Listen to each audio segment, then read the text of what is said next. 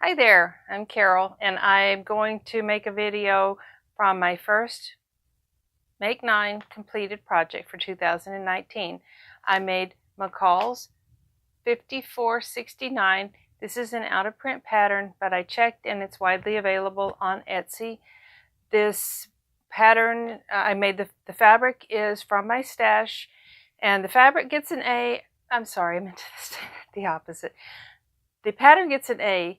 Very easy to make, and I chose to make it according to the finished dimensions, allowing the amount of ease that I wanted versus using their size.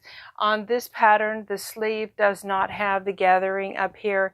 I just ran a casing. I eyeballed where I thought it should be, ran a casing, and then put elastic there as well as in the ends of the sleeves.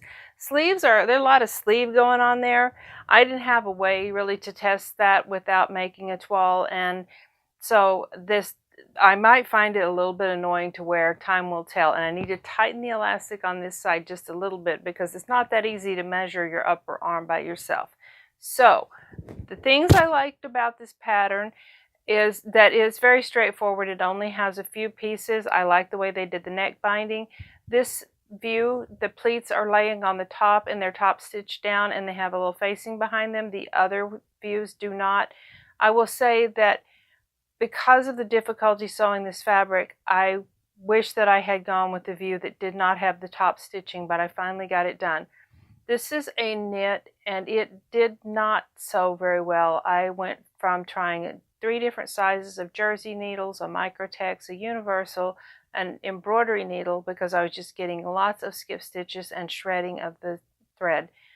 My daughter, who does embroidery, suggested to me that maybe I should use some sort of a stabilizer, and I realized that that was a good idea of something to try. So I had some tearaway stabilizer, and I cut it in strips, and I laid this on the seam where I was going to sew, and then I just stitched on top of the stabilizer. It's not very easy to see, I'm sorry, but when I was finished with it, then I was able to tear that away from the seam, and it resulted in a good seam, and it quit with all the skipping of stitches. I had some notes here, let me see. Oh, I also used my cover stitch machine for the first time. Well, I have a 2, 3, 4, 5 thread serger from Singer, and it converts to a cover stitch. It was actually very easy to convert to the cover stitch, and that looks really nice. I can't really tell without searching where I stopped and started on that. So let me pause you for a second. I did lengthen this into a dress length, and it might look almost like a nightgown, but it's my dress. I can say it's a dress if I want to. So when I was working with this, I didn't give a whole lot of consideration when I first purchased the fabric to this chevron pattern of the fabric.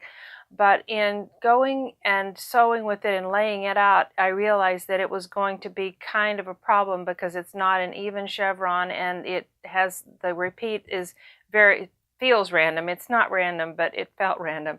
So I decided what I needed to focus on was trying to align the side seams as best I could, and that is more like within the line of the color. I can't guarantee with it going up and down that I would match exactly at the side seam, but my main focus was to put the chevrons on the sleeves where they were as close as possible so that it would look symmetrical across there.